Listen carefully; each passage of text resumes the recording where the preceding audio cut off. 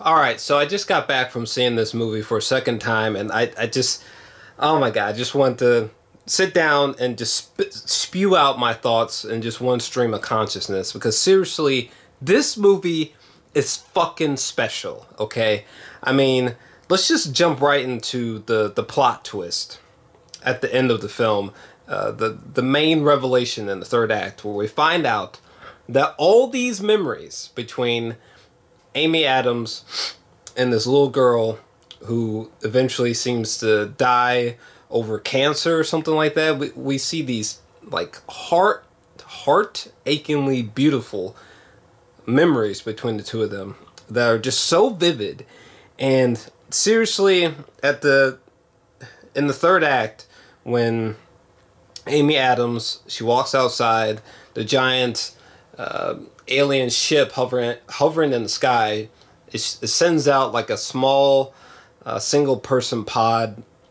You know, Amy Adams, she gets in it, she gets sent back up to the mothership, and then out of nowhere, brilliantly, she's like covered in this gas, which I guess the gas that surrounds her not only makes her levitate, but makes her kind of be calm, kind of drug induced in front of the aliens, you know, the calm her down, so that when she's like standing on the clouds talking to one of the aliens, that, you know, she doesn't freak out or anything. But anyways, when she and this giant alien are talking, and essentially they've given her the gift of being able to see into the future, and then we realize that this whole time, okay, when I saw this movie for the first time, I was like, oh man, you know, it sucks that you know, she had this daughter and she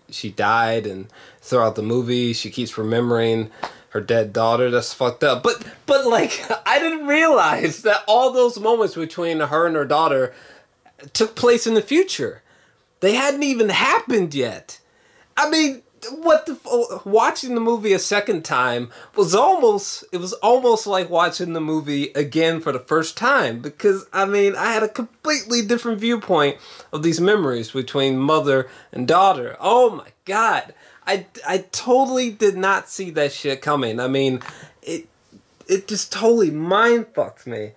And what's interesting is that she seems to imply at the end, before she kisses Jeremy Renner in the present day, that like she had a flash forward of her whole life, you know, because, you know, there's one flash forward where, you know, she's written that book about the alien languages, and she's at that party, and that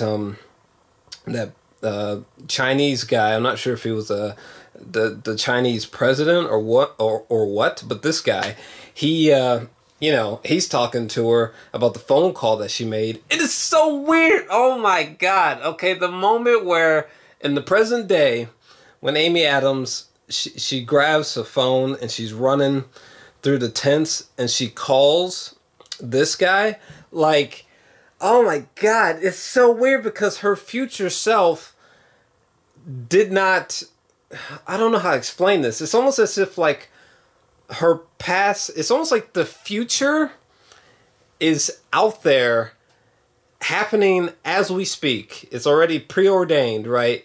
And her past self is like affecting the future self in real time. Like if her future self and events were a live stream, it's almost as if like her past self is you know, affecting that live stream as it's happening in real time.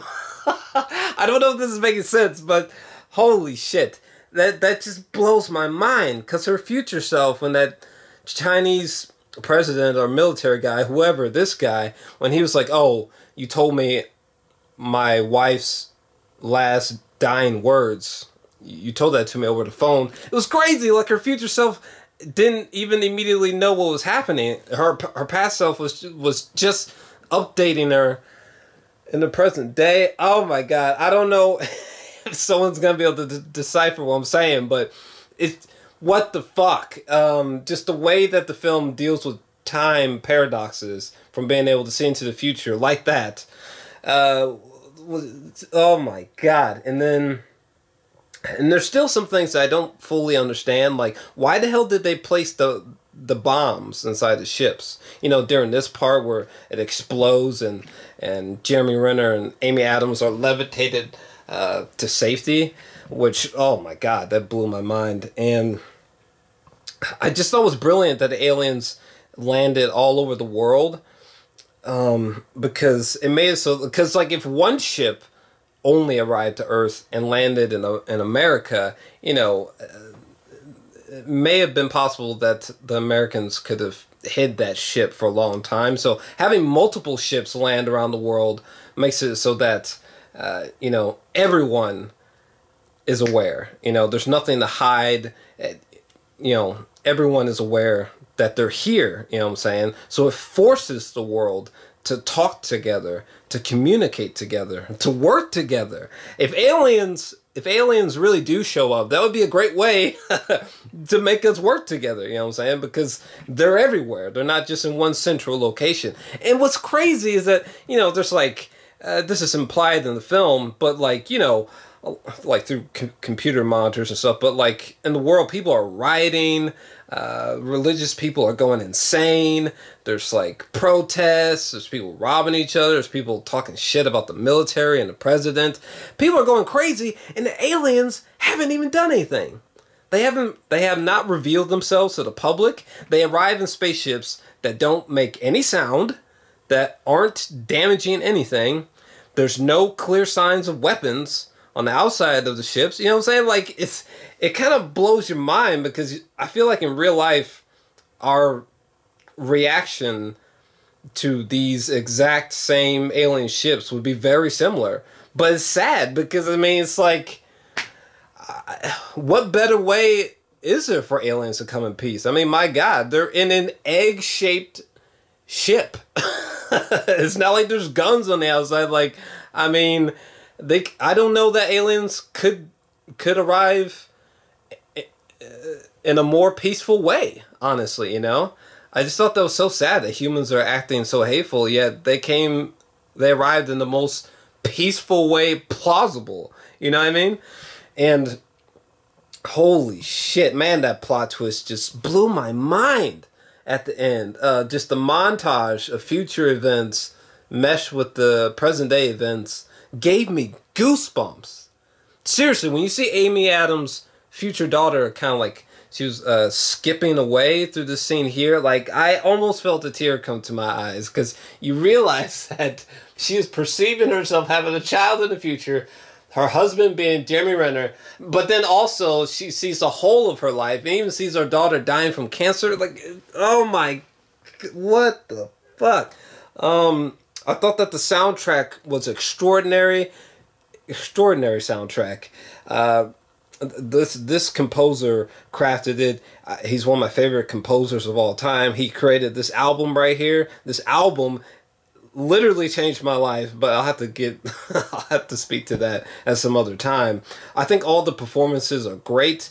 Even Forest Whitaker's bizarre voice, which I just personally found to be fascinating. I don't know what accent or what was going on with Forest Whitaker's voice, but it was fascinating nonetheless. I thought that Amy Adams and Jeremy Renner had great chemistry, but Amy Adams carries this film so well. This is probably her best performance that I think I've ever seen from her. Seriously, like, and there was one sequence where she was like writing on a big ass dry erase board, and there was a question on there which was like, what is your purpose on Earth, or something like that. And Forrest Whitaker was like, well, just go up there and ask the aliens that question. What's the issue? And she's like, well, first off, we need to understand. We need to find out if they even know what the fuck a question is. And we need to make sure that they know the difference between you and your. We need to find out if they even know what the word "what" means. And then we need to, you know what I'm saying? Like, it was just, I don't know. I've never looked at it that way. Like, if we make first contact with aliens and we need to communicate with them. I never looked at it in such a. I never looked at it like that. I mean, it would be that complicated for real. Like, we gotta be careful. You know what I'm saying? Like, I love this brilliant moment between Jeremy Renner and Amy Adams in the helicopter, which the lighting in this film, the cinematography is so perfect. It feels so natural. Like, every scene seems to be naturally lit. But anyways, this moment between them on the helicopter where Jeremy Renner, he's just like, oh, well, you know, let's ask them, you know, why are they here? What do they want from us? How did they get here? How long did it take for them to get here? And he's just like listing off all these questions. And Amy Adams is just like, why don't we just start with, you know, why don't we just talk to them before throwing equations at them? Which I thought was great. And just like her acting in that scene right there, like her look of disapproval when he was bringing up that list of questions, and then the smug look on her face, you know, the small grin on her face after she kind of just told him off, you know. She gives a very nuanced performance. It's so convincing. It's so convincing. Every time she is perceiving future events and she seems to be in pain and in confusion, or hell, even on this scene when she first sees, you know, the first hepapod or whatever they call those alien ships, the look of like, what is that? And then like the look of being startled. And I mean, she was just great. She was just great. Again, all of the cast was sufficient, but Amy Adams was the best out of the bunch. I'm blown away by this movie. I mean, the first time, I think it's brilliant that we did not see the ships until she saw the ships. Like, that made the alien spaceship sound seem very ominous and eerie. You know, when she goes to class, Amy Adams, and they're all watching the ships on TV, except for us, the viewer. We're not seeing it. We're just seeing their expressions of astonishment from what they're seeing, but we don't see what they see. That shit was so eerie. It had my imagination racing. I was just like, damn, what are they looking at? What are they seeing? Like, what the fuck? You know? And this shot right here honestly might become iconic one day. The CGI in this film is impeccable. It is my front runner to win Best Visual Effects at the Oscars. There was never a time that the CGI was unconvincing. The CGI was always fucking convincing. I mean, even on scenes where like here where they're floating into the hallways, like the CGI looks perfect. It looked perfect. Even when you know, these two got blown back, the way the lighting was, the way that the shadows fell on them, I mean, it looked so convincing. Holy shit. I am blown away by this movie. Impeccable CGI. Really, really immersive, powerful sound design, sound effects, and musical score. The plot twist just like literally rattled my brain. It's so interesting that the aliens refer to time as a weapon. You know, the gift of foresight that they give Amy Adams. You know, they consider that a weapon, or at least they called it that. Like, why would you use the word weapon? That's so weird to me. Oh man, what would have happened if you know, all the nations banded together? And because, you know, when before the explosion, the aliens had sent out a bunch of symbols, which formed this like weird mass of data in the computers. If they took that same mass of data and combined it with all the other pods data, I'm not sure what would have happened, but I don't know. I'm trying to think of some questions that I still have about the film. I know that on this scene right here, before Amy Adams gets in the car with Jeremy Renner, she says something to him, but I don't remember what she said. Or when the Chinese president or the Chinese military guy, whoever, this guy, the last thing that his wife said to him, it wasn't translated. Like, what did she say? Like, I still have a few questions. Maybe I'll add some more of them down below in the comments section, because I know we're kind of at the 15-minute mark. But honestly, I was blown the fuck away by this film. Like, goosebumps inducing, the smartest, most emotionally powerful alien film that I think I've ever seen, in terms of like a first contact alien film, for sure. I think my favorite film of this kind has been Jodie Foster's Contact for the longest time, but yeah, this is my new favorite. This is like my new favorite alien film. Like, where we first communicate with aliens, like, this is my new favorite. Holy shit. Yeah, I'm feeling a 10 out of 10. It's a masterpiece. And I think in the future we will look back and realize that this was one of the smartest films about aliens ever created. Yeah. I think that's all I got. I think I'm gonna dip out of here because I got some other videos to make. But I just had to give this to you just in one straight shot, because I just needed to gush about this film, because honestly, it just blew my mind. It was even better the second time. God damn it, I still have lingering questions and things that certain scenes I want to rewatch. Like that one scene with Amy Adams and Jeremy Renner on that truck. The cinematography was perfect. The way that the ship looked in the background was perfect. It looked like it was actually there.